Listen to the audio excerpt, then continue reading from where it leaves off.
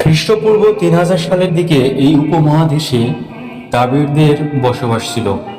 তারা কৃষিকাজ করত, মাছ ও পশু পাখি শিকার করত, ধান, গম, আখ ও তুলার চাষ করত। এই অঞ্চলের কারিগরদের বেশ নাম ডাক ছিল। তারা সোনা ও তামা রূপার অলংকার বানাতে পারত। ভারতবর্ষের সুতি কাপড়ের ব্যবসা মেসোপটেমিয়া সভ্যতা পর্যন্ত বিস্তৃত ছিল।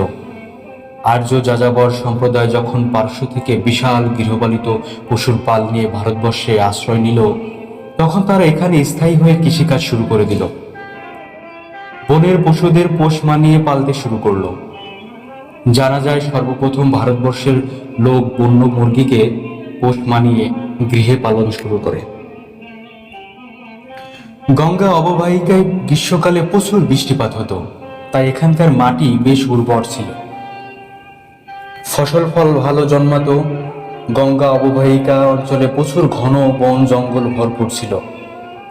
শোনা যায় এতটা ঘন যে বনের মধ্যে সূর্যের আলো পর্যন্ত প্রবেশ করতে পারত না। আর্যগণ সে সকল গহীন অরণ্য কেটে স্থায়ী বসতি করে। চাষের জন্য জমি প্রস্তুত করে। তারা গরু দিয়ে হাল চাষ করে, লোহার ফলা ব্যবহার করত। এভাবেই ভারতবর্ষে কৃষিকাজের বিস্তার হতে থাকে। শুধু যে প্রাচীন ভারতের রাজধানী পাটালিপুত্র শল্য চিকিৎসা কেন্দ্র ছিল তা না, পুরো ভারতবর্ষে চিকিৎসালয় ছিল। এখানে চিকিৎসকগণ মূলত আয়ুর্বেদিক চিকিৎসায় পারদর্শী ছিল। তারা বহু গাছপালার ঔষধি গুণ সম্পর্কে জানত, সেগুলো বিদেশেও পাঠানো হতো।